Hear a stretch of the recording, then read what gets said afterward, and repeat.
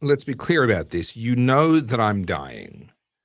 You know that I was really angling to just not do a show, and you're like, no. I want you to turn on the glaring lights and just like burn your retinas, and I'm gonna mock you by making it a thumbnail all about like death and sickness. I at this point I'm starting to take it personally, Carly. Like this, it just seems a little unfair. How good Really are my does. thumbnails lately? I just feel like I've really upped my thumbnail game.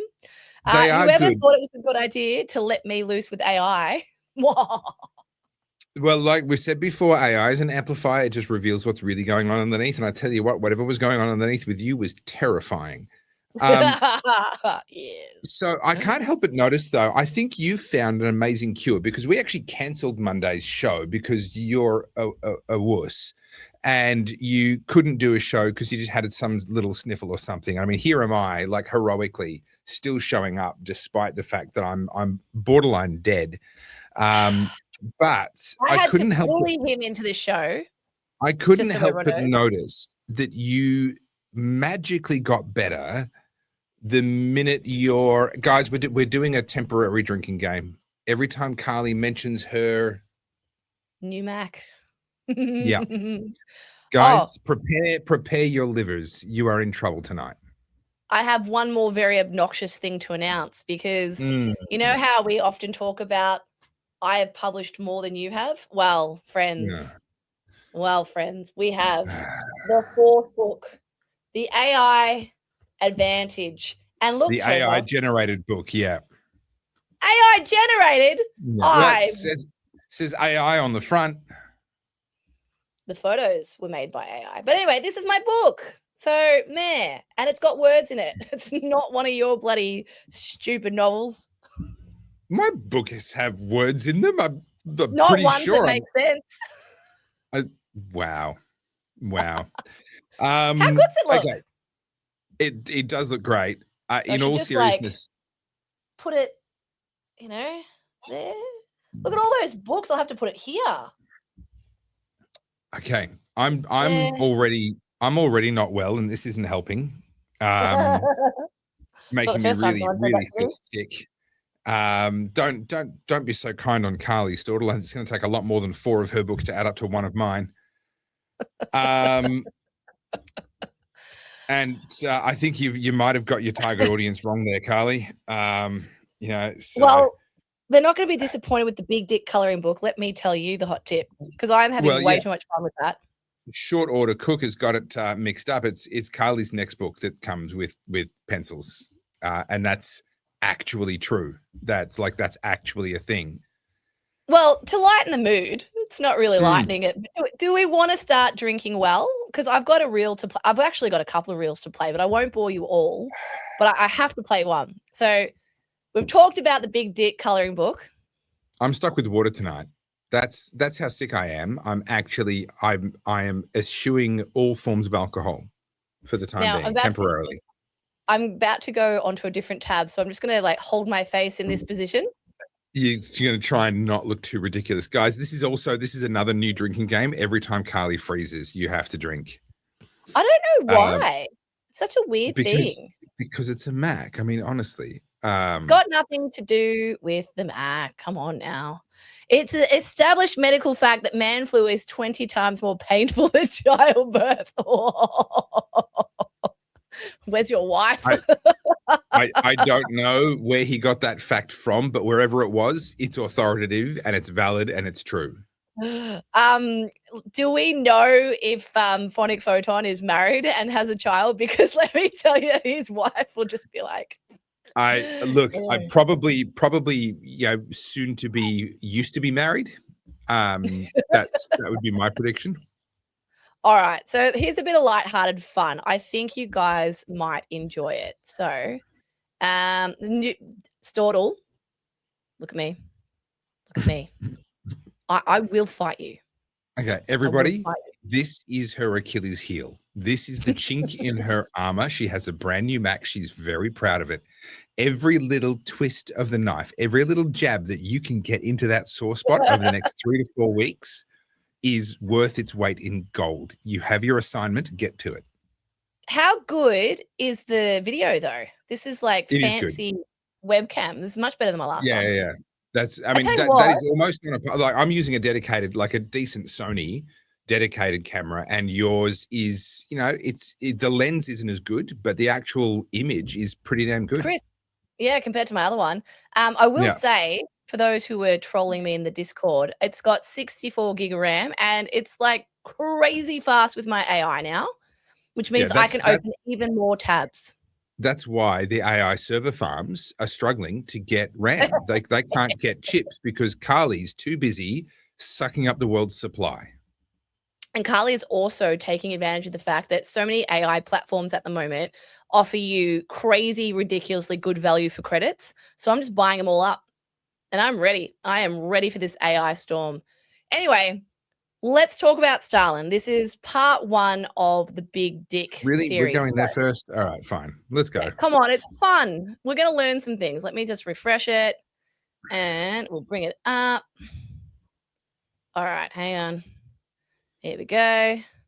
About some big dicks, and where better to start than with one of the biggest chodes of the 20th century, the original Machiavellian bastard himself, Joseph Stalin. We're going to discuss death a lot, and ironically, the best place to start this story is with his own. In March 1953, he had a massive stroke. Wait, hang on a second. Is this script about Daniel Andrews or Stalin? I always get them so confused. So old mate collapses on the floor and he lies there in his own piss for hours. And his guards are outside frozen because under Stalin, you didn't so much as blink without permission. That was a fast track to a bullet in the back of the head. So the most feared man in the Soviet Union is literally rotting on the carpet whilst his inner circle stands outside thinking, if he's just asleep and we barge in, we're next. If this were a movie script, you'd call it heavy-handed satire, but nope. This is how Joseph Stalin actually died. The king of fear, trapped by his own terror state, poetic in the most fucked up way. Now let's rewind. His real name was Yosef Jugashvili, and I'm sure I said that wrong, but he was born poor in the country of Georgia. He had a rough childhood with a drunk dad beating the shit out of everyone, your classic grim origin story. So it made sense that his mum wanted him to be a priest and she sends him away to the seminary. Weirdly, the kid's actually pretty good at it. And you're sitting there thinking, imagine if he just stuck with theology. The world might have dodged a bullet or a million. But nope, he discovers Karl Marx and gets expelled for revolutionary reading. And boom, just like that, he's a full-time Bolshevik. For those playing along at home, the Bolsheviks were a radical Marxist faction trying to overthrow the Russian Empire, but more on those murderous bastards in an upcoming reel. So whilst the fancy intellectuals debated communist theory in cafes, no,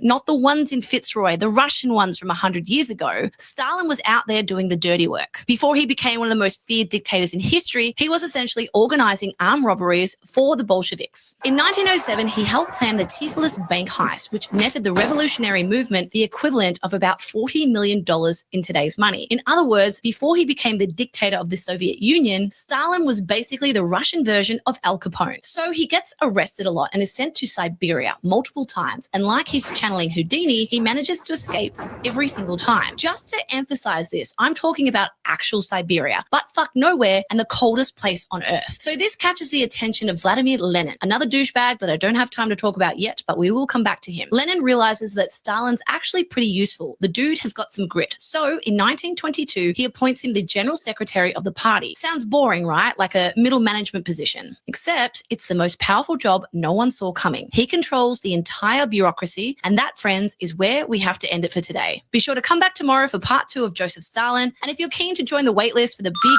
Dick coloring book. Okay. I don't know if I'm terrified or in awe. I think you're in the process of creating something that is going to get completely out of hand. You are going to lose control of, and you will spend the rest of you. It's like Enya when she did her first like song album in Elvish. No. When she did her first one in Elvish, it's like, oh, this will be a cute little side project. No, it took over her life. Now it made her a lot of money, but she could never ever get away from it. And I fear that you might find that you are creating a monster that will define you and your work for as long as you live, and probably for a long time afterwards. Oh, I hope so. I want to be known for big dicks. Do you know what's fun? I am not well enough. Listen, I am so unwell I'm so unwell that I'm using my toilet paper to blow my nose for a change. Oh, I thought you were cosplaying as Peter Malinowskis. Well, there is that too. So we got to talk about him because the South Australian election is just days away, and there's some really weird stuff going on with that. But I don't want to move on from this while you're just enjoying your little center of attention moment there. I don't want to move on until you're actually done. Well, I got a bit of good news. So a couple of things, right? Because I know we didn't talk on Monday. So just to catch everyone up, it's been a week since we've seen you all and you've heard us speak. So long. G and I took a bit of a social media hiatus from X and just tapped out, right? Because you guys would have seen there's so much infighting, particularly in the US. There's a lot of it here. And I honestly just sort of got to the point where I'm like, I don't want to be a part of this. I don't want to see it. I don't want to read it. It's so negative. And just having 5-6 days, pardon me, away from it, I feel like the world is lighter. And the reason I share this is because I know, like, obviously we talk about politics twice a week and you guys watch the show. But if you're ever starting to feel a little bit like heavy or like this is it, I don't know what to do, just tune out for a little bit because, God, it makes you feel better. It's really good for your mental health. It is, and sadly, it's not something that I really have the option of doing at the moment. I'm hoping to, over time, restructure what I do so that I can actually just regularly take time away, but that's not the phase that I'm in at the moment. But I will say it is, it's kind of it's a cart and a horse situation. Influencers keep on churning out rage bait because audiences are looking for it, and audiences are looking for it because there's always something new to find. There's this really kind of symbiotic relationship, but the fact is everyone involved is there because you chose to be for one reason or another. You were bored, you sat on the toilet, you had nothing else to do, scroll holing at night, or whatever it may be. Everyone, no one is on the internet scroll holing by accident. You might have done it mindlessly without actually thinking about what it's costing you and what else you could be doing, but no one's actually there by accident. And so we all ultimately have that control and have that choice to just go, you know what, I think I need to step away from this for a little while. And so much of it, if you actually stop and look at the language that's used, so much of it is conjecture. And I want to use a specific example. I've got a video that I've written and I didn't record it today because I'm struggling. This is as good as I've been all day in terms of how I'm sounding. You got all this nonsense around scrolling. Sorry. This comment. Yeah. All this nonsense around Tucker Carlson. Have a look at what's actually known and how much of what's being said is actually just speculation. So what we know is that he was trying to get an interview with the Iranians, and that some of his messages to and from the Iranians are now in the hands of the CIA. Right? That's what we seems to be agreed by both sides. We haven't seen them, but that seems to be agreed by all sides. That much is true. On one side, you've got Tucker saying, I was just trying to line up an interview. This is normal journalist stuff.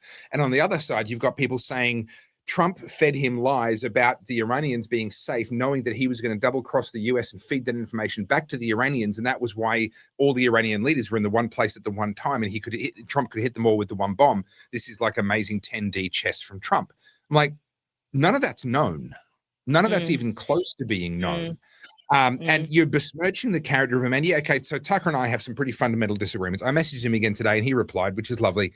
I see the world very differently to how Tucker sees the world. But he's not evil. He's not a monster. I think he's a bit naive sometimes. I think that's his main sin, in my opinion. I think when he was at Fox, I think he's got a lovely, innocent nature. I think that's what makes him so endearing on camera. But when he was at Fox, he was protected from his own innocence because he had an editorial team around him that kind of did the chopping of the bad stories and kept a lot of that nonsense away from him. Then he stepped out on his own and he still got this innocence. It never got kind of ground out of him by the news business because he had other people that were gatekeeping for him. And I think, in my opinion, he's interviewed some people that I wouldn't have interviewed, and he's pursued some things I wouldn't have pursued. And I see the world differently to him, but that doesn't mean we have to paint him as a monster. And this is what I find exhausting, is everyone's just looking for any excuse, whether it's valid or not. We don't know what the contents of those messages were. We don't know if charges are going to get laid. I mean, there's some people saying that Tucker made the whole thing up. I don't think that happened either. But, you've got everyone and there's all this noise and fury, and there's people making a fortune, keeping you up to date with the latest developments in the Tucker Carlson story. What fucking story? What story? right? And people are being kept on their phones and scroll holing and doom scrolling, and their heads are full of this nonsense. This is what I talk about in the third session of my masterclass, all about focus. It's a lot about this, and actually just being able to have that third party view of yourself and actually realize, if I was watching somebody else doing what I'm doing, what advice would I give to them? Because it almost certainly wouldn't be keep going. Yeah, I'm the same. I mean, I see things and then I see these like long essay responses, like people have just cemented themselves in this dogma that they're on a side and you cannot reason with these people, right? And it's really difficult to sort of step back every now and then because you're invested in it. And obviously at the end of the day, we all want the same outcome. We want things to come back our way a little bit, after what all the craziness of COVID and all the progressivism. But what I'm seeing now with I'm going to say the right, just to give it a blanket term, is they're turning on each other like the left did, right? It's a form of purity testing. Oh, so where do you sit on the Israel or Gaza or Iran side, right? And that's it. That once you cross that line, you're dead to the other person. These are people that were on our side during COVID. These are people who agree that our government, Albanese, Jacinta Allen, and all of the Labor stooges, they're all terrible for the country. But on this one issue, people are willing to burn the bridge down. Not even willing to entertain it. So another thing, I won't name names. I mean, you guys would have seen this on socials enough, but this constant rhetoric around, oh, they're a paid shill. And people say it to you and me, they say it to the people on the other side, right? And just on this, guys, they're like, just in case anyone's thinking that, someone's getting like heaps of money under the table, you don't need it. There's a much more powerful thing than money to a lot of these people, and that's social media clout. To these people, that is more valuable than money. Having a bigger audience, having more shares, having more virality with their posts, that seems to be more important. So this whole thing around the Jews and the 7K, right? The Mossad 7K. Yeah. Like, people will die on that hill. They're getting paid. Every time you say anything that's even remotely neutral or positive towards Israel, oh, you're a paid shill. Okay, cool. So what you're telling me, in your mind, not you guys listening, but if this is the way you think about things, you're telling me that the only reason people do stuff is just money. That's it. The only motivating factor for people is money. That speaks volumes for how you view the world. And it's really, really negative way, right? Yeah. I was saying this to a guy that runs a Instagram page called The Yarn, right? He was calling out, I need that 7K. Do you know how much this freaking laptop cost me? Like, come on. Through the 7K, I want my turn on the space laser. I'm sick and tired of begging. I just want some of this cash that we're being accused of taking. Like, please. I've got a root canal I need to get done. Wouldn't it be like, nice? Come on. Wouldn't it be nice? Yeah. But this rhetoric, what does this serve? That's at the end of the day. And so this guy, The Yarn, he runs like I don't know if he's on other platforms, but he's on Instagram. And he runs like an independent journalism thing. And some of his stuff's really good. Some of his stuff I disagree with. But the other day he posted up something about Avi. And then the next one was Rukshan. And it was like, basically, like he said definitively they're paid shills. And I said to him, I'm like, have you got proof? He's like, nah, for them to say this, they have to be. I'm like, are you sure? Yeah. Is it not possible they have a different opinion? And I realized at this point, because then obviously everyone just got into the comments and started arguing and I just tapped out. Yeah. All I'll say about this is it's exhausting and it's making everyone fatigued and negative and anxious. None of this is helping us win the next election. None of this is fixing the country. This is actually making us all really tired. Okay. And that's how I feel. Tired. Let's talk about things, because there's two sides to the focus issue. One is to get your focus away from the things where you're not going to make a difference. But two is to actually turn your focus onto things where maybe you can. So we all know people in South Australia. We may not like them, but we know them. And so we can talk to them. And I know many of our viewers are in, or some of our viewers are in South Australia, and things like manning polling booths, handing out how to vote cards, all that sort of stuff is actually really important. It does really actually make a difference. Now, this is the latest poll. Let me remind myself who did this one. This is a Fox and Hedgehog, which is one of the smaller polling companies, probably a little bit more variance. Yeah, Fox and Hedgehog. It sounds like a local cafe where the coffee would be pretty good. Like that's what it sounds like. Yeah, that's what I mean. Now, what's interesting is that they've now started calculating. Oh, sorry. Before we go into the results, the sample size is fairly small. It's only just a bit over 1,000 people. So as a general rule, I like to see sample sizes over 2,000. The error, the margin for error comes down, not exponentially. What do you call it? Logarithmically, whatever that one is. It comes down a lot as if you double the size early. And then obviously, going from 2,000 to 10,000 doesn't necessarily increase the accuracy all that much. You kind of get past a point where really it's about as accurate as it's going to get. Good on you, Christian. And so 2,000 is what I like to see. 1,000, you have to accept that there's some error in this survey. There's going to be. So with that in mind, they are measuring One Nation having gone up by 1 point. M. Summers, my condolences, I guess. I'm not quite sure what you're looking for there. We love our South Australians. Don't be mean. One Nation have gone up a point. Liberals have gone down a point. ALP have gone down 2 points. Greens have gone up 1 point, and somehow others have gone up 3 points. It doesn't. Oh, hang on. It does match. Sorry. Yeah. ALP down 2 points. Sorry. Greens down 1 point. I missed that. Greens down 1 point. Other up 3. Now, what's interesting is that they're starting to break down the two-party preferred ALP versus Lib, but then also ALP versus One Nation. Now, what's interesting is, and they're having to make some guesses here. So this is based on preference flows. Now, the funny thing is we don't have a lot of information about Liberal voter preference flows. We have to make some assumptions. Why? Well, because they're not usually eliminated. Most of the time, in more than half of the seats around Australia, the Liberals are one of the two remaining parties at the end. Might be Labor and Liberal, might be Liberal and Greens. They are often not eliminated. Even in the seats they don't win, they're not eliminated. They're one of the last two, which means we don't have as much information about where their preferences flow. So there's a second layer of uncertainty here where they're having to make some assumptions, some guesses. So small sample size, guesses about preference flows. But even so, they're saying that actually One Nation are in a fractionally, still very much a losing position. This is looking like a landslide for Labor. Let's not try and pretend otherwise. That's a great one. It's a great one. Just for those listening, it says South Australians are proof that Tasmanians can swim. So the contest in South Australia, let's be clear about this, is not a question of whether One Nation are going to win. I think Peter Malinauskas has got this in the bag, although there is a bit of a weird scandal brewing in the background, a bit of a late surprise in the campaign that we'll get to in a second. But even with that, I'm pretty sure Malinauskas has got this in the bag. It would take quite a shift. It would be a hell of a historic protest vote if all of a sudden Labor didn't win in South Australia. It could happen, but I'd be amazed. So Labor are going to win. The question is, will this be the first time in Australia ever, and in a long time in Australian history, ever, that One Nation become the opposition over the top of the Liberal Party, and in a very long time that someone other than the Liberal or Labor parties are the opposition? That hasn't happened, I think, since the UAP had their original Prime Minister way back in the day. I'm talking, I don't know what that is, 100 years ago, whenever that was, back in the day. So we could see some real history being written here.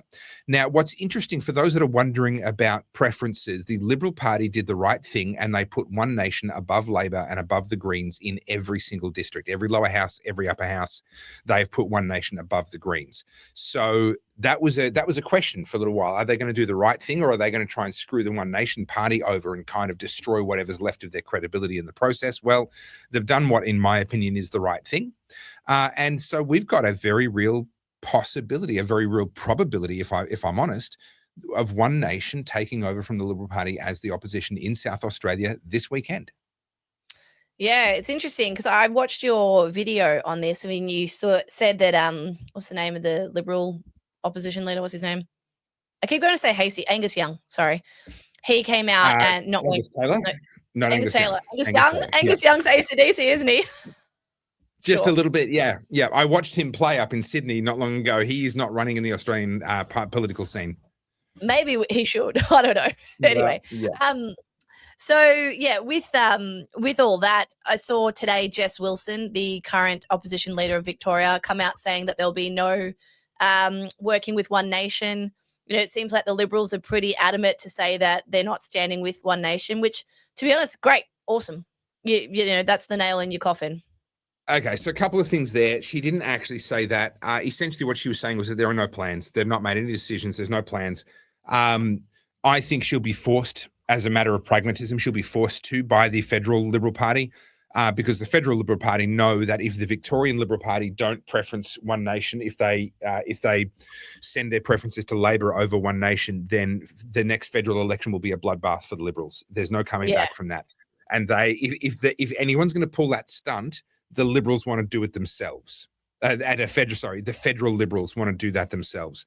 They don't want to have that stunt pulled by the state Liberals, and then they're the ones at a federal level that pay the price for the backlash that will generate. So no, I think Jess has got no chance. She will preference One Nation. I think she'll be strong-armed into that. Farah is a little more interesting. Because they don't have to preference Labor over One Nation. They can preference an independent, Michelle Milthorpe, who is the Climate 200 backed independent. So they might convince themselves that they can get away with that people won't notice, or at least nationally people won't notice. So yeah, it's honestly, it's fascinating. I did not think that politics was going to become genuinely interesting at any point in my lifetime. I talked about it because it was important, not because I thought it was interesting. But I've got to say, this is pretty interesting. I'm enjoying this. I love Pro Engineer's comment here, and I agree. It's a long way to the top if you want to sound economic policy. Angus Young, probably. Yeah, it is really interesting. Things are moving fast, and I've got some Victorian stuff to show you just because I know you like to keep up with Gotham City. But what I'm seeing a lot of at the moment, it's what's her name from Cheek Media, Hannah Ferguson. So she was originally on that panel where we saw Abby Chatfield, punters, Joel Jamal and all that. So Hannah Ferguson pops up in my feed a lot now.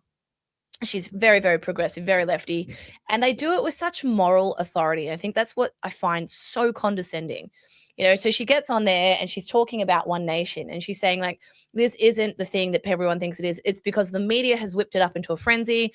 Realistically, very few people voting One Nation. I'm like, honey, clearly you have not been outside your little progressive bubble. Because everyone I speak to now, not even about politics, but everyone I speak to now is like, Pauline seems to be the only one that cares. Now, just to be clear, I'm a libertarian. I still love the libertarians, but they're nowhere in this conversation. And I'm sad about that. But what I'm looking for is just I'd love to rattle the major parties, make them realize, like, no more. We've had enough. Yeah, you can't keep taking us for granted. And this is like a bit of a tangent. Do you want to? When I'm sick and my throat is bad. Look, guys, I'm sorry. I know this is going to piss everybody. I'm not doing. I'm going to struggle to make it to 1 hour tonight, Carly. Honestly, I'm. Would you like me to do it? Oh, look, if you're offering, I'll do the fingers. All right. Tangent time, tangent time, tangent time, tangent time, tangent time. Woo! Yeah. I will say that was a hell of a lot better than I expected. And you can be offended that my expectations were so low, but they were. I'm going to say, well done. That was actually pretty good. I'll have you know, I did singing for a very long time. I was not ready to sing properly, but that'll do. Anyway, so I've been playing the social media game recently, right? With all my content, all my reels and things like that. Because I'm trialing, because I'm doing stuff for you, I'm trialing things that I'm learning from, say, other successful YouTubers and Instagrammers, as well as, your Gary Vaynerchuk's, your Alex Hormozi's and all that sort of stuff. I'm trying to take it. I enjoyed it too much. Thank you. I'm trying to take all this all on board and seeing how you can cut through, right? Because unfortunately, really important messages aren't very interesting. You've got to deliver them in a way that you can cut through. And that's why a lot of people do the sort of, the polarizing hook, and they'll say something outlandish to get your attention. And then you watch and then you smooth message him. Yeah. And so I really want this big dick thing to do well, right? The big dictators thing. And I know if I just talk about history, people will be like, right? Okay. So in between these reels, I've been posting a little bit of fashion culture stuff. And I did a reel the other day on witchery, and it went mega viral. When I say mega viral, someone from the fashion industry saw it and then sent it to everyone. And without me doing anything, the industry I've been trying to break into for like the last 6 years, all of a sudden started following me. I went up 10,000 followers overnight. People who are like the creme de la creme of the fashion industry just started following me. And do you know why? Not because of me, right? I'd like to think it's me, but it's not. It was my message. So It in was this the particular, AI. it was Oh, the AI. sorry. Yeah. It could have been. I won't play the reel if you guys want to see it. It's on my Instagram. But basically, I saw a collaboration that they'd done with a celebrity, Lara Worthington. She used to be Bingle. And the clothing was just, it looked like Vinny's stuff, right? And it was really expensive. And so I said the obvious thing, which is that this is rubbish. You're only selling it because it's attached to a celebrity. I'm sick of being gaslit by this industry. This is arguably crap. And then that was enough for the, I saw the comment. That was enough for the message to go viral. And then what you have is a catalyst for other people to start saying the thing that they've been thinking. The reason this matters is you got to remember these industries are incredibly woke, incredibly progressive. And then all of a sudden, it's like something has shifted. People are no longer going to sit there and have shit thrown down their throat anymore. And so a lot of these people are the trendsetters, the elite, right? You call them the fashion elite, whatever. They're the ones, the tastemakers. And people are turning their backs on it. And who else is a tastemaker? A lot of these progressive people who have been talking about all this nonsense for years and years and years, and people are tapping out. And it was the first time I've seen it, not just politics, right? I know we talk about politics all the time, but culturally, people are tapping out. And I thought it was really interesting. You know, they say if you wait long enough, everything comes back into fashion. I just figured if I just hate fashion long enough, eventually everyone will come around to my point of view. And look, it's happening. No, but it is interesting because if we can talk in sort of progressive language for a second, these power structures come into play. And often they emerge organically for good reason. Someone, it turns out, actually does something with some fabric at some point in our history thousands of years ago. And other people are like, oh, actually, I like that. And the idea of the influencer, the taste maker is kind of born. And now next year, what's she doing this year? Is she doing anything new? And the fashion industry is born organically out of genuine human endeavor and human activity. But the moment it becomes an industry and there's a lot of money to be made, there's a lot of prestige, you get to work with models and photographers and get on the front of magazines and all that kind of nonsense. Well, now you get a whole bunch of people who want to be in the industry for the sake of the industry. It's no longer necessarily, it can be, but it's no longer necessarily being led by the people that others look at and go, wow, that's I would never have thought of that. That's how it starts. That's the reason why an industry like that forms. But then once it's an industry, other people want to take it over. It's a little bit like if we can boil it down to individual companies. As someone with crazy ideas and visions starts a company, and then and early on no one else wants a piece of it because they don't believe in it, then the person's brilliance shines through and it becomes a company, and now it's worth billions of dollars, and suddenly all these corporate climbers are trying to get, I want to be the CFO, I'm going to be the CEO, I'm going to climb this ladder. They never had what it took to make it what it was in the first place, but now that it already exists, they want to have a piece of that action. And as we saw with Apple, your beloved company, they kicked Steve Jobs out of the company that only his mind could actually create. It nearly went bankrupt. He came back, resurrected it again. And I will say, obviously, he's no longer designing Apple products now. For anyone that's not sure why, you can Google it. But the company continues to do well. Like it obviously matured past that point. But the first time they kicked out Steve Jobs, it nearly killed the company. And that's what happens with industries. All the corporate climbers, all of the wannabes, all the people who just want to get in the fashion industry because they get to work with models all day long or whatever it is in their head they think it is and means to be in fashion, all those people have taken over the industry and they're doing 100%. to it exactly what Apple did. Yeah. Look, the thing about the fashion industry, you see this all the time, particularly in Australia. It's a small market. It's very insular. They all know each other. But what happens is you have these groundbreaking new talents who come in, disrupt it, does really well for about a decade. And then, of course, they want to expand. They want more stores. They want to go international. They get, investment from venture capitalists or private equity. Yeah. And then what eventually happens is they kick out the designer every time. Yeah. I mean, this is tale as old as time. Yeah. And what I thought was very interesting from this reaction, people are in the comments saying, oh, do we care about fashion? Well, you should, because fashion is a ginormous industry with a significant influence over half the population, most of them being women, right? So when you've got all these celebrities and these trendsetters always pushing the same progressive narrative, guess what? That's how you get people indoctrinated. It's how it's done. Yeah. People want to conform. People don't want to be seen to be out of step, out of style, particularly people who are very vulnerable or self-conscious. But I basically came for the jugular. I did it in a funny way, But do you know what's even better? This is actually a little segue. In the first reel, do you remember the movie Devil Wears Prada? Sure. Yeah. My So wife there's a famous maybe watch it. Yeah. brilliant movie. There's a famous scene where Andy Sachs, the young girl, she's wearing like a blue jumper, and Miranda gives her that ultimate dressing down, basically, like schools her. Very famous scene in the movie. Anyway, so I thought for this fashion reel, I was going to wear basically the same blue jumper. I had a version pretty close. Anyway, I put it on, and I put my hair back in a ponytail and a plait. I don't never wear it like that ever. Anyway, I do the reel. It goes viral.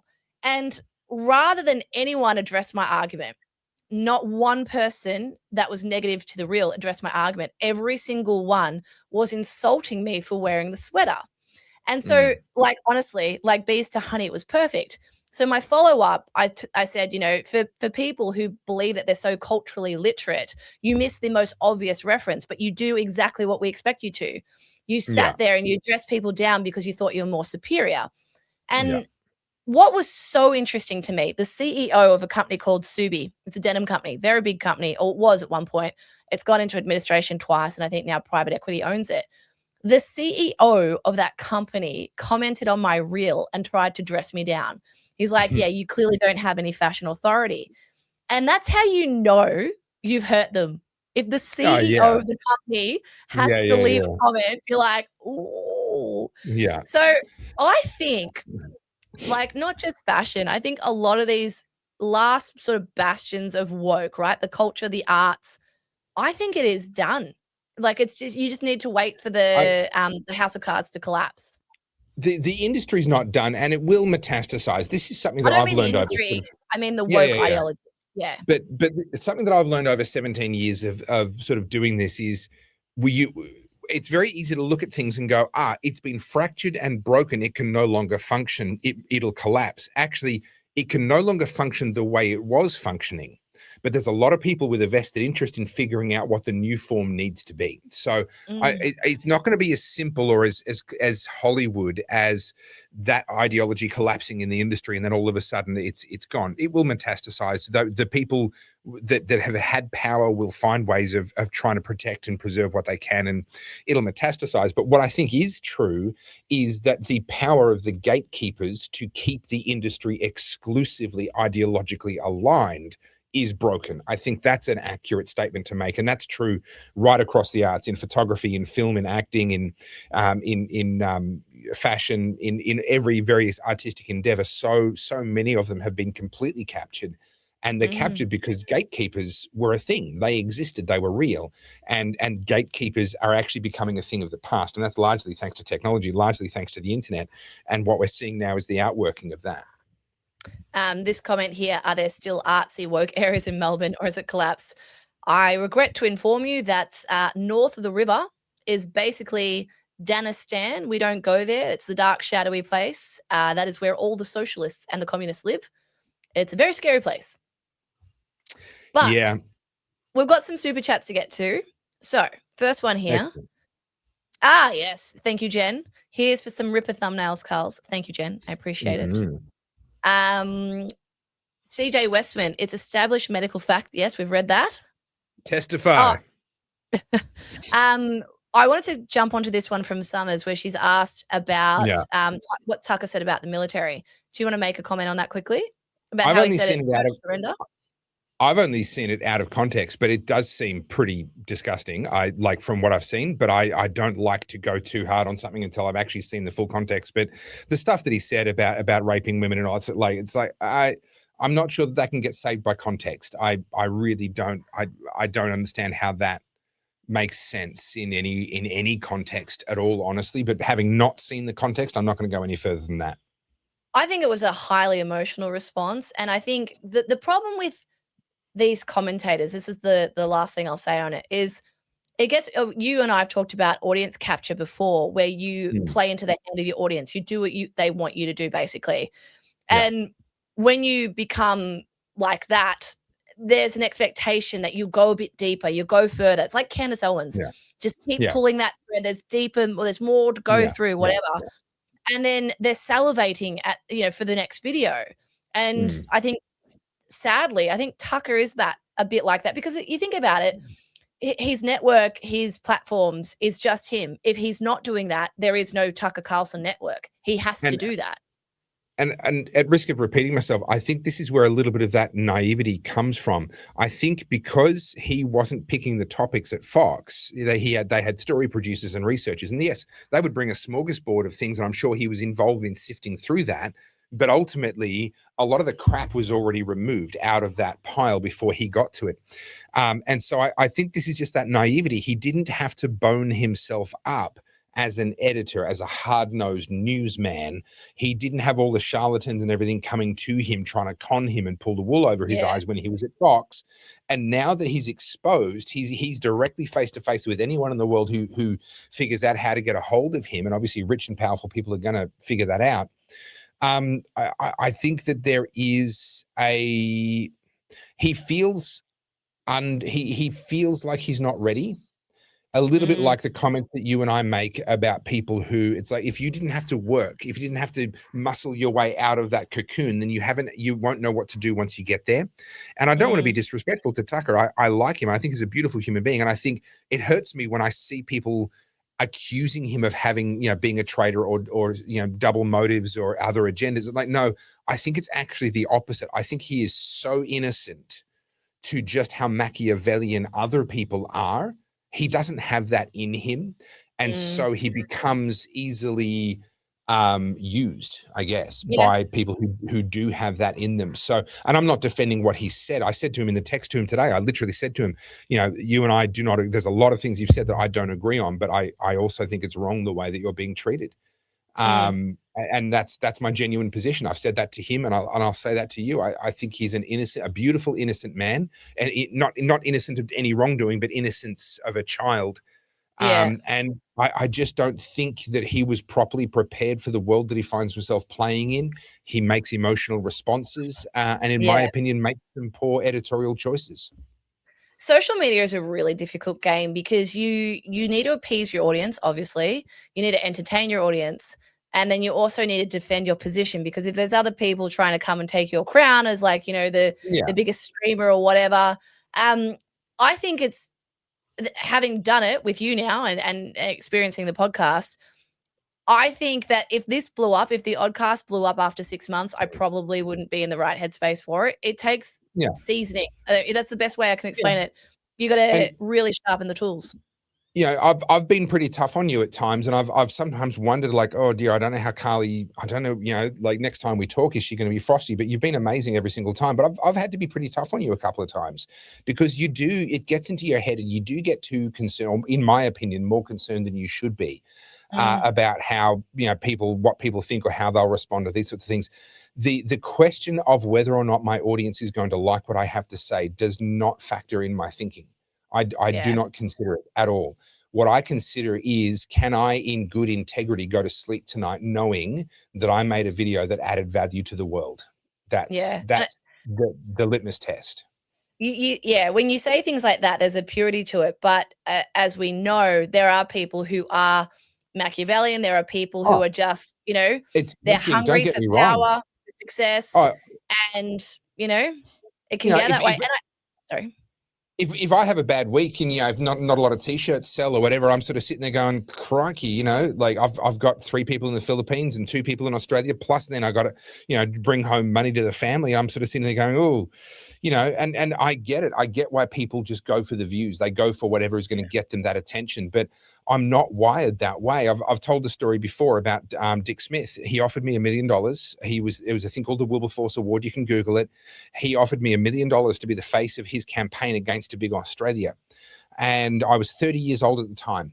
30 years old. My parents were in the middle of losing their house. It was being foreclosed on by the banks. I was living at a friend's house. I was living in a friend's, not even spare room. They didn't have a spare room. I was living in their lounge room. At the time, $1 million would have gone down real well right about then. And this is, he flew me up to Sydney at his expense. We spent the day together, and it was a surreal day because he spent the day trying to convince me to accept $1 million from him. And I spent the day putting roadblocks in his way and telling him why I couldn't accept that, because I didn't believe he was right. I'm not opposed to a big Australia. And I think a lot of the reasons why he is afraid of a big Australia are actually fallacies. I don't think he's correct. And so, so sorry if I can just finish that point, but I didn't know that I was capable of, I didn't know that my integrity was worth more than $1 million to me until that day came up, right? None of us know, like, what's your price? I don't know. But I discovered on that day, and this is 14 years ago now, I discovered on that day that my integrity is worth more than $1 million to me. And so I smirk, I have a little chuckle to myself when people wanted to accuse me of selling out for $7,000 or whatever it may be. Oh, he's just in it for the clicks. He's just a grifter now. I'm like, I know about life doesn't often give you the opportunity to discover this about yourself. Most of us would go through our entire life, never have the chance to turn down $1 million.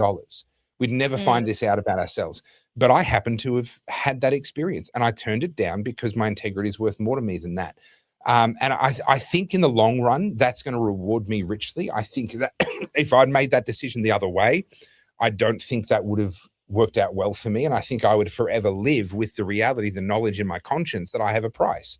And I don't, and I prefer to live with that knowledge.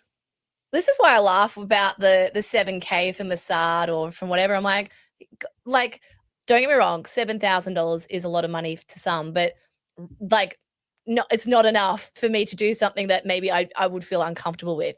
When people say, oh, sell your nudes or whatever, I'm like, dude, my nudes are like a Birkin. They are like a Himalayan Birkin.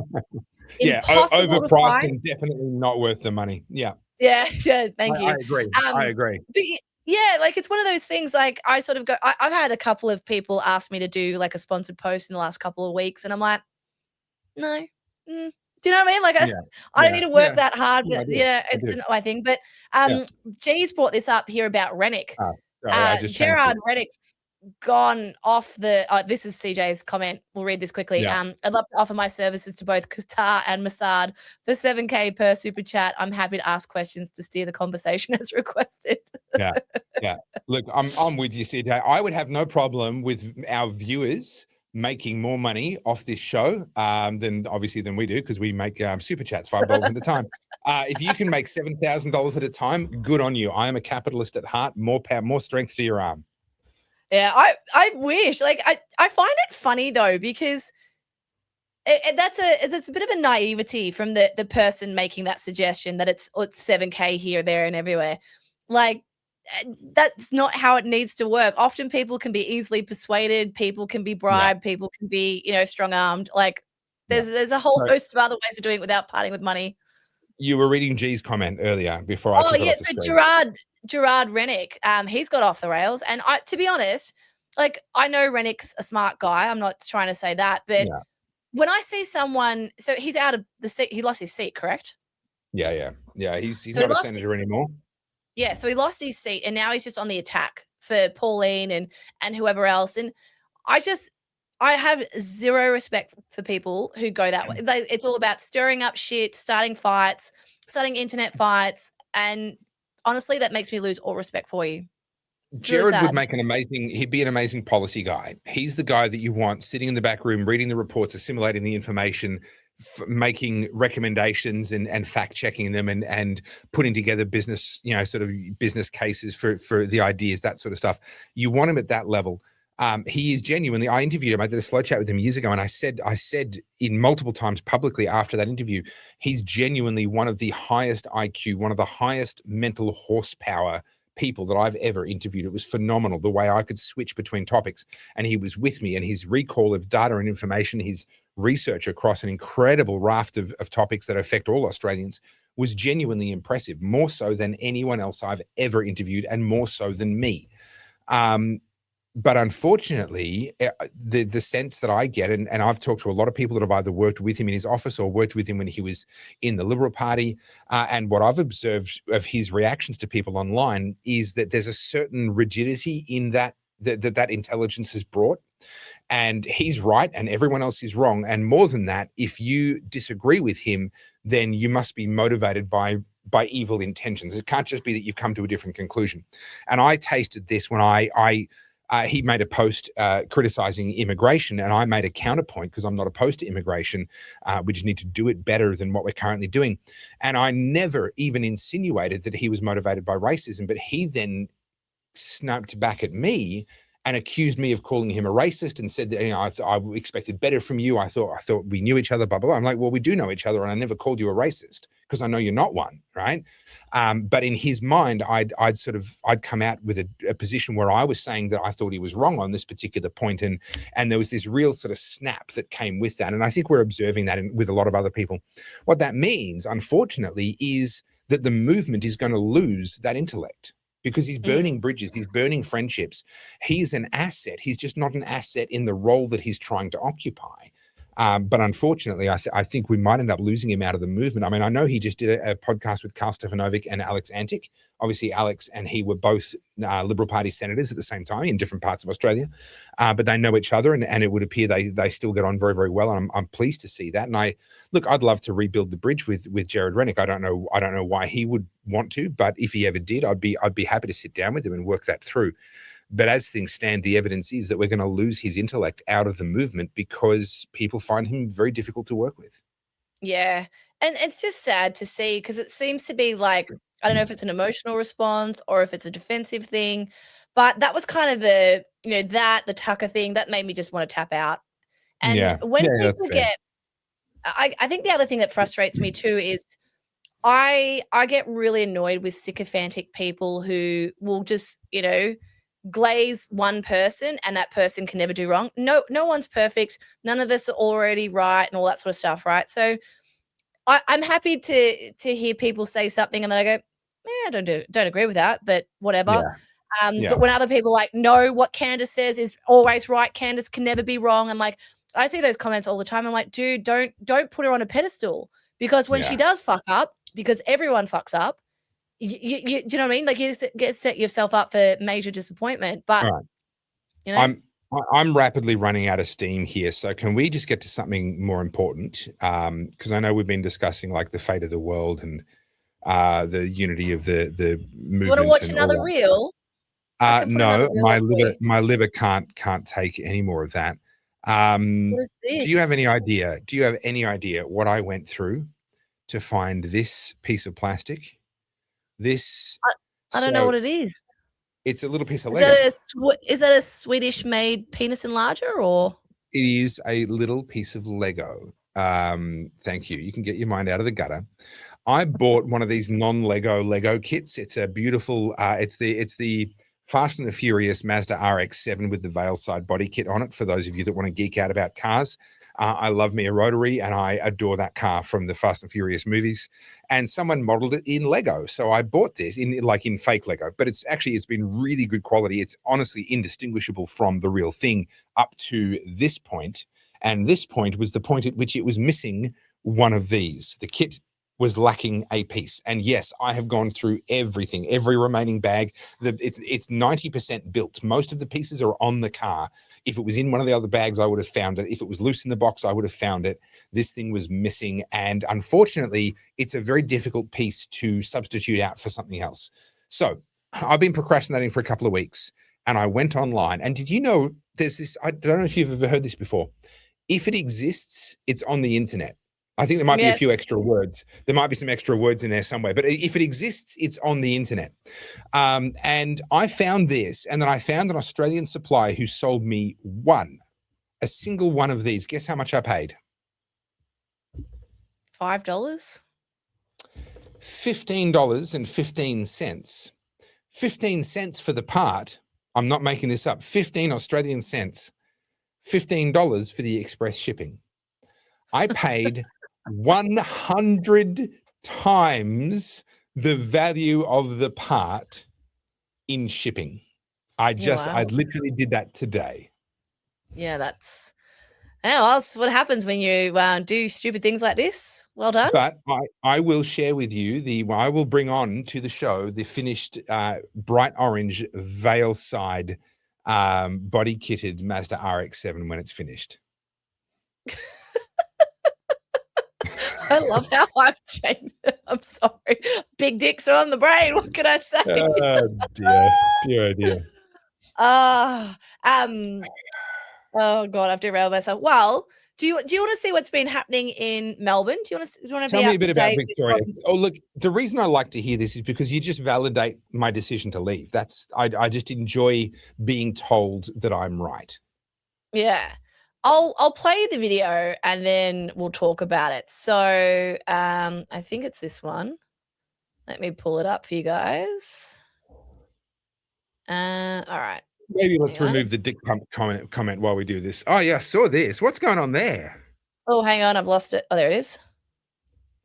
Hang on. There's too many things with Channel 7. Like it's all happening, guys. Is it this one? Here we go. Has left a trail of damage across Richmond in a wild rampage on 3 wheels. The driver hit 10 cars with police on his tail as stunned locals watched the drama unfold. Screeching through Abbotsford and Richmond on 3 wheels, sparks flying.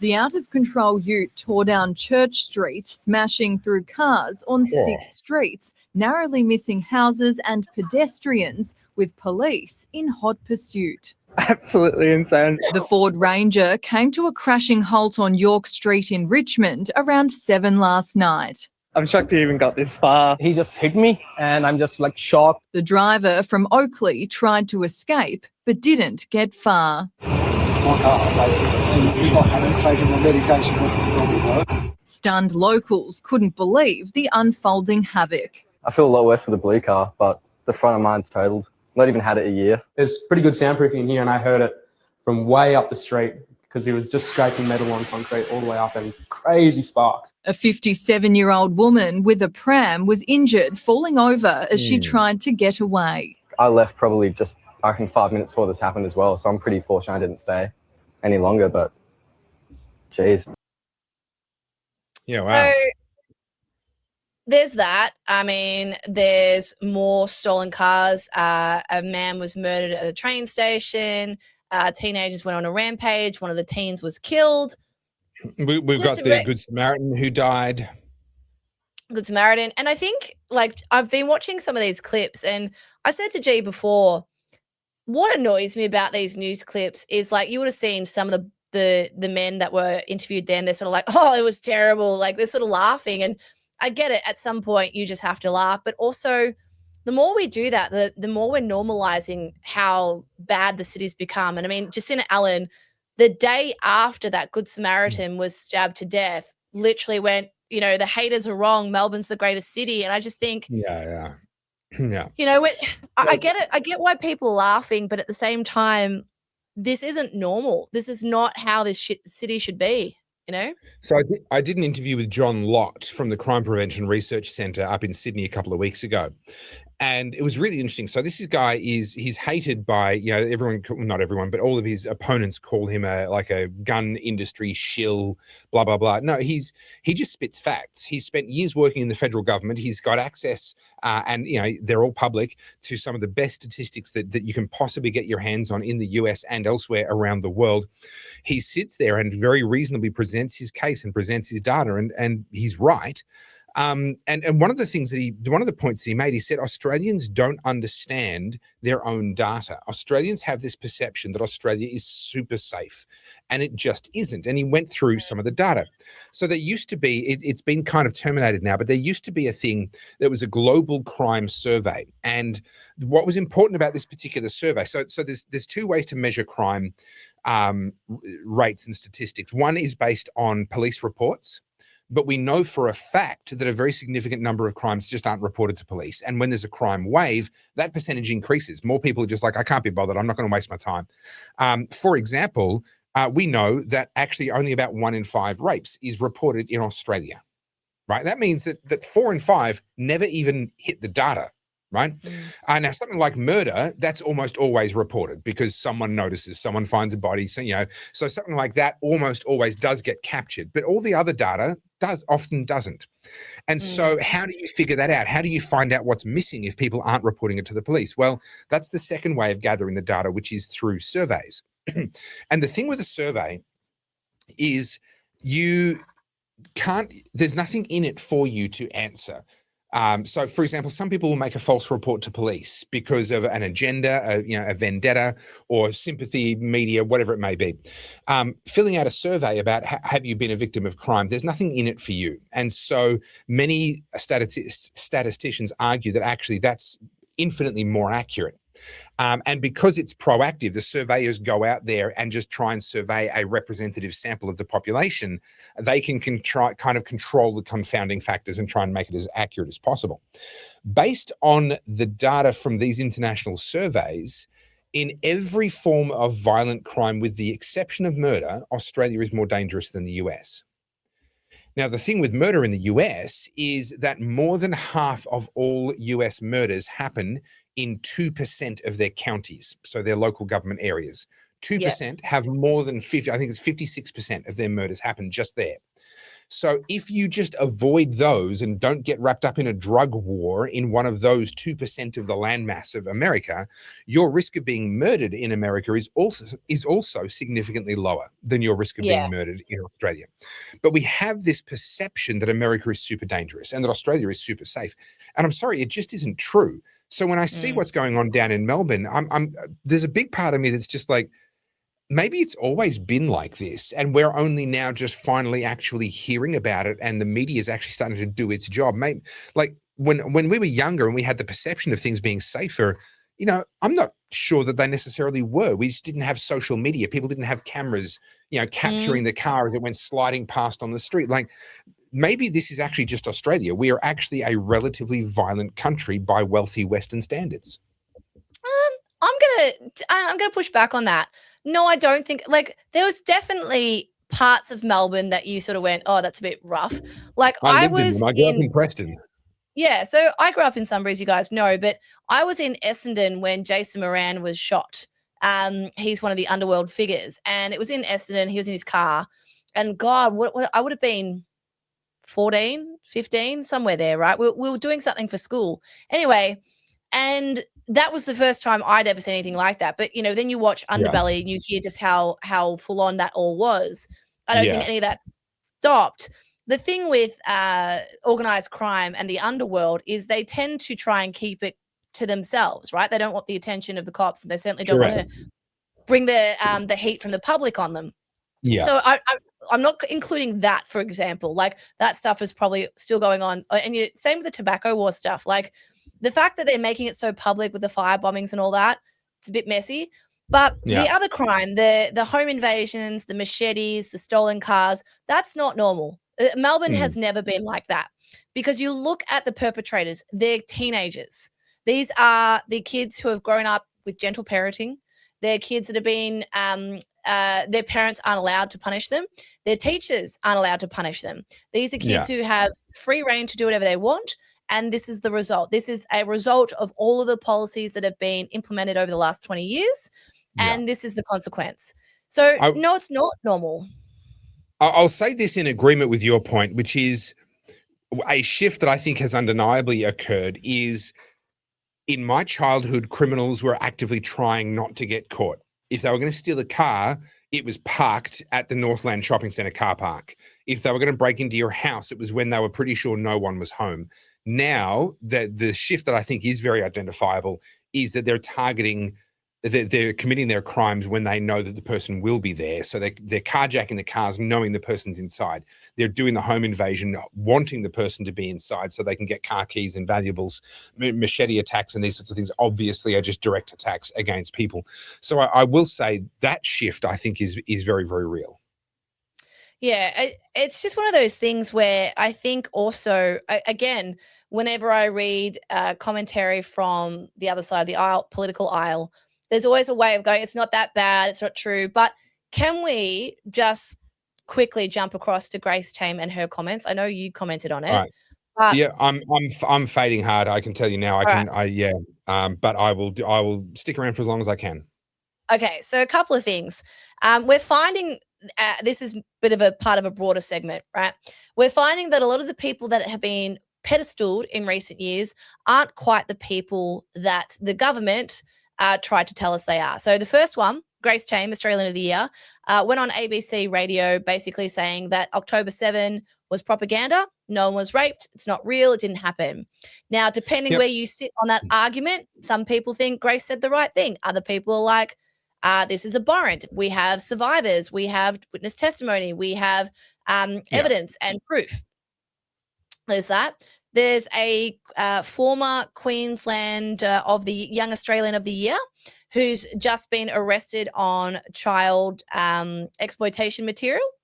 And we have an OAM whose job was to look after kids doing it rough, and he hogtied them and abused them. And these are people who have gotten our nation's top honours. So if we want to wonder why things are the way they are, maybe we need to look at who we're pedestaling. Yeah, and this is the reason why, you've talked before a lot. We've both talked a lot about the virtue signaling, the need to jump on and to have the right causes. This is why, because if you have the right cause, you can be a horrible human being and get away with it for quite some time. It's a well-known fact. The most likely place that you're going to find a male predator is going to be either in a childcare center or at the front of a feminist march, right? If you want to catch a male sexual predator, go to one of those two places, right? And because they can give the appearance of, oh no, I really care about kids. I'm a man, but I'm working in a traditionally female industry. I'm breaking down those stereotypes and blah blah blah. No, I'm out the front. I'm the biggest feminist you ever met. You can snip that and put it alongside the I'm a communist, or I'm a Marxist, whatever it was I said. These people hide in plain sight because they stick a sticker on themselves that says, oh no, I'm this. I'm this. And what happens is the other people within that echo chamber, they'll celebrate and say, oh yes, you're wonderful. You're wonderful. And then all of a sudden, and actually this is kind of funny. I hadn't made this connection before, but this actually harks back to what we were talking about before with the arts. How true has it been over the last 60 or so years that people who are absolutely horrible human beings, I mean, in some cases, really disgusting human beings, we were told we had to turn a blind eye to that because of their artistic talent. You don't ask questions about what went on behind closed doors with certain people because but he's such a wonderful painter, or the whole controversy around Michael Jackson and all this other stuff that at the time you weren't even really allowed to say it. You weren't even, now it's kind of acknowledged that that was probably true, but we weren't allowed to observe that because but they're so talented. You have to kind of and within their closed circles, people definitely knew, but they put it to one side. And it's a little bit the same with these ideological causes now, where it's like, look, Grace might be difficult and she might be this and she might be a Jew hater. I'd say there's reasonable evidence on the public record to suggest that she probably fits that description, but people can debate that if they want. But she's on the right side of the XYZ course, and she's young and she's female and she's relatively pretty, so she can be the spokesperson. So we're going to brush all that to one side. But I think this, again, so there's three things coming together here. There's that old kind of making an excuse for bad behavior because they're so talented and everything else. Nowadays, because everything's so political, we do the same thing for people who have the right ideologies and can communicate that publicly. But then you get the third part of it, which has now just escaped me. Gosh, I must be sick. Normally I can organize my thoughts and go back and bloody bullshit. This is you just pretending. Oh, I know. Yeah. I will come back to that when I think of it. That was an important third point. I have a comment. So as you guys know, through Ko-fi, there's different tiers that you can join up to. And we've got the Producers Club. So the Producers Club is where you guys can bring us topics that we need to do a segment on. And I know Topher's trying to bitch out, but he has to answer this one because I can't do this one. This is particularly for Topher. So I was going to bring up so Miles Christie L. Disciplis. I can't say your names. Don't do this to me. This is his question. I've copied it here and I'll put it in the chat. And then I will share it on screen. Here we go. So I'd be interested in both hosts' take on the falling levels of Christianity, specifically in the country, and what effects it has had, and cover off on why and how it can be repaired. Sorry, I think there's more to his question, which was, through human effort, not God's, as when he wants something, he gets it. Yeah. So it's an interesting question. There's two premises built into this question. The first is that the falling levels of Christianity are a bad thing. I agree with that premise, but we need to identify and be honest. That's a premise. That's an assumption that you and I are both bringing into this question that other people will look at and go, well, hang on, I don't agree with that premise. And so they're going to see this very differently. But I agree that it is a problem that it's falling. But the second premise is that it's falling. I agree that it has fallen. But actually, there's considerable evidence that that's really changing. So you'd have no reason necessarily to be aware of what's going on all over the Middle East right now. There is a phenomenon that is taking place to the point that if you talk to any missionary or probably to any Muslim in most of the Middle East, and you say, have you heard about the white man that's visiting people in their dreams? Oh, sorry, the man dressed in white. The man dressed in white that's visiting people in their dreams. They've all heard of it, right? They've all heard about this. What's happening, I believe, is that Jesus is giving people visions of himself. He's meeting people. Now, one of the really fascinating things about scripture is the Bible makes a promise: all who seek will find. Now, the really interesting thing about that is if you then connect that with Romans and the teachings of Paul, where he talks about the shrine to the unknown God, and he preaches about this unknown God. It was whatever city that was, I can't remember. They were very devout about worshiping. They wanted to worship all the gods. They were seeking. They were wanting to do all the right things. So they'd built a shrine just in case there were any gods they didn't know about yet. Right, they built a shrine to the unknown God, and Paul used that and preached from the basis of that. This is the unknown God that you innately know there's something out there that you haven't found yet. This is he. So if all who seek will find, and if even the Apostle Paul was going to use fake religion and fake faith, but people who were sincerely seeking, right, to point the way to Christ, what I believe is happening is God is revealing himself to Muslims who are devout Muslims. They are serious about their faith. They're not casual. They're not dismissive. They're not going through the motions. It's not cultural. They are really seriously working out their faith. I believe it's the wrong faith. I believe it's a false religion. I believe it leads to hell and it helps to bring hell on earth. But God is recognizing you are seeking, and I'm going to visit you, and I'm going to reveal myself to you. And there's this incredible phenomenon, the man dressed in white appearing to people in their dreams. And they are converting to Christianity, and some of them are being executed for it. In many of these countries, it is punishable by death. And they are going to their graves saying, no, I'm a Christian now. The man in white visited me in my dreams. And they're willing to die for that. So you look at China, you look at India, you look at revivals that are happening there, but actually also in the West. And now this was already happening. And Carly and I had actually talked about this on podcasts, but it was accelerated by the assassination of Charlie Kirk. Young men in particular actually going, hang on, I don't have any meaning and I need something in my life. And many of those people turn into church. Now, what's really interesting is they're tending to turn for the older traditions of church. The Catholic Church is having a huge revival right now. I'm not a Catholic, but that's one of the things that's happening.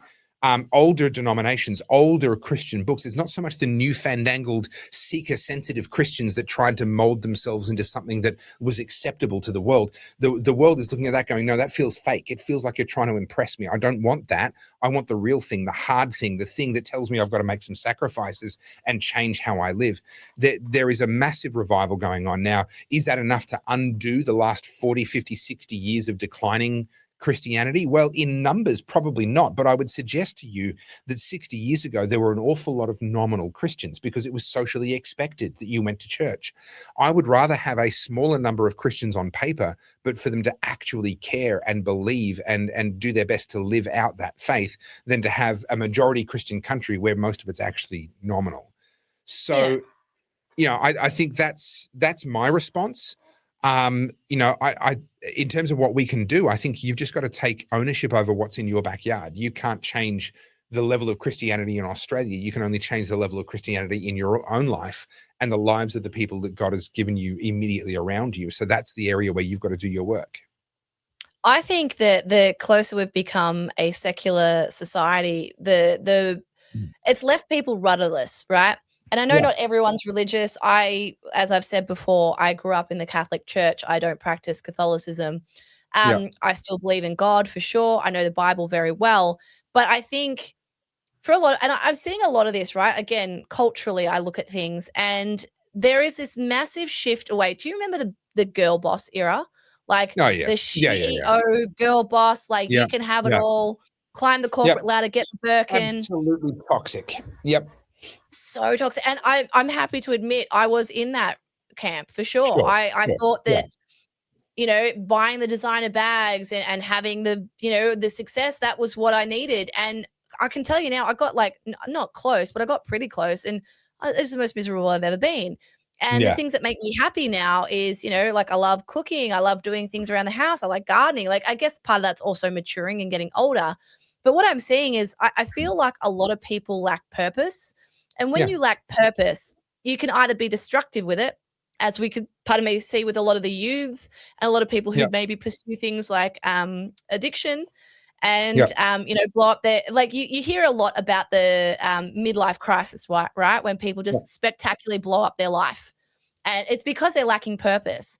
And I think the removal of religion from people who aren't particularly motivated to seek out purpose or who are naturally sort of inclined to be ambitious, that they fall into the trap of idle hands. I do honestly believe that. And so for a lot of people, this is why you see people who beat addiction. Russell Brand's a really good example. He became a Christian. This is the man who's seen the height of heights, super wealthy, had it all, married to Katy Perry, was a full-blown heroin addict, an alcoholic, a sex addict, all the things. And he's been able to reinvent himself. Now, you know, and I think that's where we're kind of at. I think we're at a crossroads. And I see this as well with social media. Everyone's arguing, but do you know what you're arguing for? Or are you arguing for the sake of expending energy? Because I feel like a lot of it is very superficial.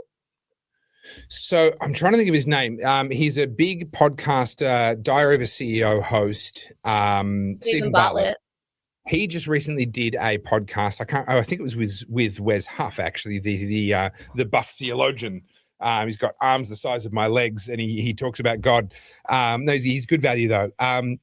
And Stephen Bartlett told Wes Huff, I think it was him, the story about Stephen Bartlett's best friend who lived in Dubai, was super successful, lots of money, all the rest of it, and was ready to kill himself. He was completely, had lost all meaning. And then he lost touch with him for a little while. And then the guy popped up. He'd become a Christian, moved back to America, got baptized, started pursuing his faith really seriously, completely changed his life and built it around, I'm a Christian now. And I'm like, this is real. I'm going for this.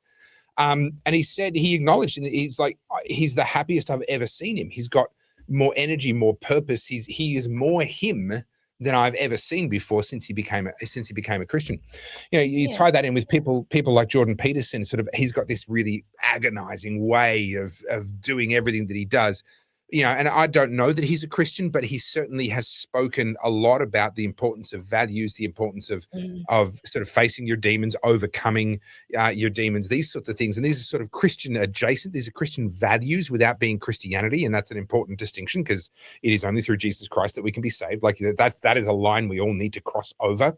But the world watched as Jordan Peterson agonized with that line. We watched as Russell Brand crossed that line. We've watched as a bunch of these high profile people have taken some really interesting steps. And I think that that's probably contributed as well to the revival that we're seeing. But honestly, I think it's actually just part of the revival that we're seeing.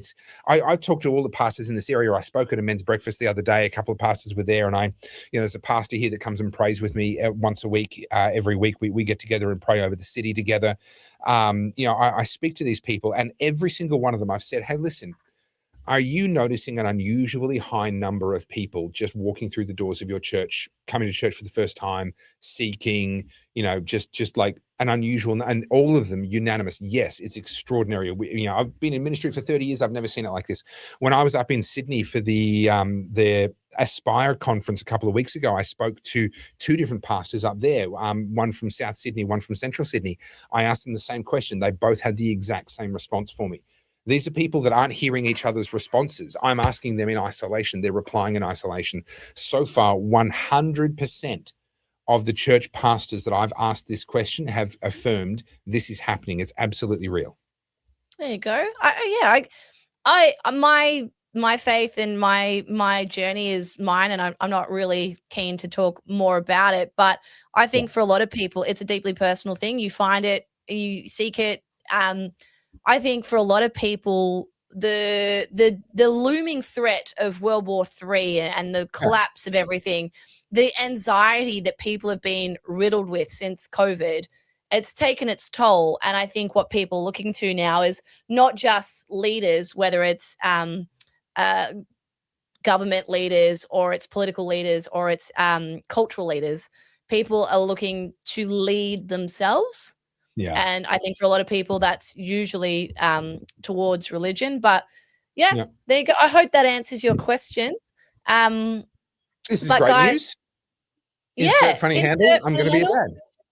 Yay! Cool. The oddies are growing. Yay! Excellent. Right. I love it. I'm out of puff, but we need to talk about tomorrow because tomorrow is a big day. Yes, first day of your masterclass. So just going to hide that comment there. So the masterclass starts tomorrow. I need to get a good night's sleep tonight so that I am in tip-top shape for tomorrow. So I'm bringing back the masterclass. I did the masterclass first in 2024. It was hugely successful. The feedback I got from everyone that did it with me was amazing, really genuinely life-changing for some of them. Obviously, individual results vary, but for some of them, truly a life-changing experience. I capped it at 50 people back then. It's not capped this time, and we've got a few more than 50 in it, but it's not massive. You're not going to be lost in some huge sea of people. It starts tomorrow. We're talking about values. You want to talk about purpose and talk about having a reason to get out of bed in the morning. One of the funny things about values is that unless we stop and really genuinely think about it, we don't know where we got ours from. And we don't know if we learned them from someone. Let's say, oh, well, I got mine from my parents. Okay, where did they get theirs from? Like ultimately, we very quickly discover that we're kind of running on a kind of autopilot here. But then how do you actually test that your values are what you say they are? Because your identity is what you're conscious of. Your values is what's really true. And this is how cowards are born. I have an identity as someone who's courageous and caring and da-da-da, but actually my values are me first. And so the minute I'm tested, I bugger off, right? I didn't know that about myself until I got tested. I thought I was this amazing person. No, that was your identity. Your values were different. And so how do we figure out what our values are? And then if we're not happy with them, how do we change them?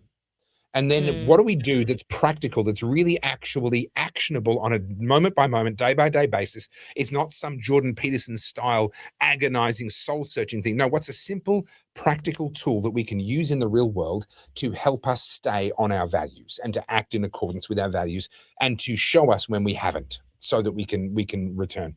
That's all tomorrow. That's tomorrow night. And that lays the foundation for what follows over the next 8 months through to October the 22nd. Second month is all about financial resilience. And especially, I'm going to go through a whole bunch of mindset stuff on money. And then I'm going to give you an incredibly intensely practical framework for how you can put yourself in the best possible position in a high inflation economy. Specifically, I'm not here to sell you anything. There's no multi-level marketing program. I'm not going to put you into crypto. There's none of that. There's no sale in there. I'm going to give you a framework, which if you choose to use it, will have the result of putting you in a much, much stronger position in a high inflation economy. Month 3 is all about focus and what you do with your focus and your time and your attention. This is about the black pill. It's about depression. It's about progress and actually getting somewhere in life. And it's about being able to live according to your values and making sure that your focus is in the right direction for your values. Then there's hope, which is in June. This is incredibly powerful. We need hope, but hope is so often weaponized against us. People use our hope against us. It's incredibly cynical, but people do it all the time, and we need to understand how that works. Then there's courage. This is where we will dive deep into your identity versus your values, because courage doesn't exist in the sense that love exists. It's not a feeling. It's something that emerges in the moment.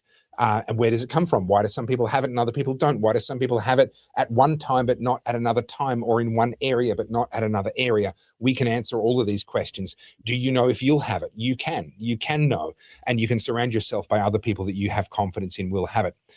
Month 6 is all about faith. This is not just religious faith. This is faith in each other and faith in ourselves, faith in the past, faith in the people that built the civilization that we were a part of, and faith in our descendants and what we're passing on to them. But yes, it will involve religious faith as well. Then there's month 7. This is about community. This is about who we surround ourselves with and how we organize that community, because lots of people have tried to build communes, communist style, kumbayas, and they fail miserably. They end up in abuse, they end up as cults, they end up as all sorts of things. So we know we need community, but actually we often do it really badly. Is there a good way to do it? I believe there is. And then finally, month 8 is just this intensely practical next steps. And believe me, if you're struggling at the moment already because of what's happened with fuel and all the rest of it, then you needed to have already implemented the next steps. And by October of this year, you'll have that and you'll be able to do that. And I know that feels like a long way away, but we've had to spread these out because last time I did them back to back 1 week after another, and it blew some people's brains up. It was too much. So we've spread them out a bit more this time. So that starts tomorrow night. All 8 sessions are on an early bird special for $299 right now, down from $792, I think it is. At full price, it'd be $792. Right now, it is $299. And I will drop the link into the chat so that people can have it. Because the price goes to the normal price as of tomorrow. Once we start the course, the price becomes its normal price rather than this early bird price. So if that sounds interesting to you, Pro Engineer, I'm saying nothing about crypto or anything else. I do not sell crypto. I'm not going to put you onto a crypto exchange. I don't play those games. But yes, that is funny. No, yeah. So that's that. It happened. It starts tomorrow. If you want the early bird special, you need to jump onto the link that I just put in the description and do that tonight, hopefully. Great. Awesome. Other than that, don't forget, guys, if you haven't, you can get your tangent time. This is the, hang on, I'll do that. This is the new one. Woo. Yeah. You can get your tangent time t-shirts and be part of the Oddies. And also just, what's that say? I'm not sure. That's why I brought it up. Does it say, how do you get into the course? You'll get an email from Carly that'll have some instructions for you. Follow those instructions. Or are you I read it the wrong way. Are you asking how to get laid? Because that's like, you're very close to asking, how do you get into course? And that's a question for your mum. Okay. I'm not tackling that one. I was gonna say my mind is clearly in the gutter because I read that completely differently. Guys, if you want to support the show, the Oddcast, you can go through Ko-fi there. You can buy a one-off coffee. You can join up as a member. Producers Club, there's about 7 of you in there now. And that's where if you want us to do a specific segment, you can make a request in there and we'll bring it up each episode. Really sorry this week is not back to normal. I was sick on Monday. Now Topher's got the plague. Yeah, God, being human, hey? And I'm trying to recover for tomorrow because tomorrow is, no offense, everybody, but tomorrow's more important. At least it is to me. So I got to get a good night's sleep tonight and get some good rest. Nothing's more important than the Oddies. Thought I made that pretty clear that I'm the most important. Obviously, I think. And just remember, I have a new book out. Topher doesn't have a new book out, but I've now written 4. So if you'd like this, carlzjsoda.com. Yes, sorry, Topher. I have an actual book out that has like actual words and stuff. Okay. I have words and pretty pictures. Look at that. Look at that. Yeah. Look at it. Yeah. So you enjoy selling those children's books. I hope it goes really well for you.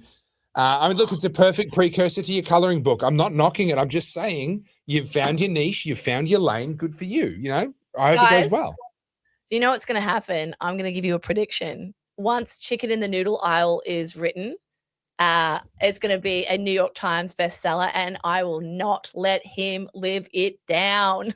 I will predict that it won't be Chicken in the Noodle Aisle that does that, but I will predict that the Big Dick coloring book is going to go gangbusters. That is going to go very well. Yeah. Guys, let me know in the chat just before we go. History can be very dry, right? And let me just tell you the whole desire behind it. Just when you think you're out, they drag you back in. No, I think it's so important. And I mean, you guys, I'm preaching to the choir. I know you guys are sort of probably on the same page, but with a lot of the silent majority, a lot of your regular Joes, your normies, they don't know this stuff. Like, I'll give you an example. I think I've got like 57,000 Instagram followers, and I put up a poll and I said, do you know who Stalin is? Did you know anything about Stalin? Did you not know who he was? And overwhelmingly, I'm talking over 80% of like almost 30,000 people that responded said, no, I didn't know who he was. Like that to me is extraordinary. So the way I see it, you know, we need to make history somewhat more accessible and fun. That was the whole point of the big dick thing, right? And so I think it's a lack of awareness and it's a lack of knowledge that's actually the problem with a lot of these policies. This is why the young generation is so enamored with socialism. They don't even know who Stalin is. They don't know anything about Mao. And it's crazy. Anyway, that's the whole Can point. I just say, this is the comment of the night. Penthouse, Playboy, and Hustler had words when I studied them. Yes, but they weren't books in the same sense, right?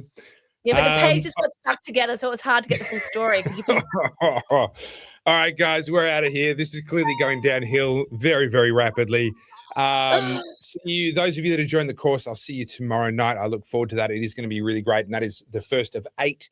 You will still be able to get it afterwards, but you will pay a higher price, and obviously you'll have to watch a replay of the first month because you will have missed it. Alrighty, guys. Thanks, Jimmy Gatt. Appreciate the comment, and we'll see some of you tomorrow and the rest of you next week. Thanks, guys. Thank you so much for all the super chats. Thanks for coming in, guys. And I apologize, wasn't a big oddcast tonight, but we'll be back on the mend. We'll be back into it next week. See you Monday. We will. See you, Steph.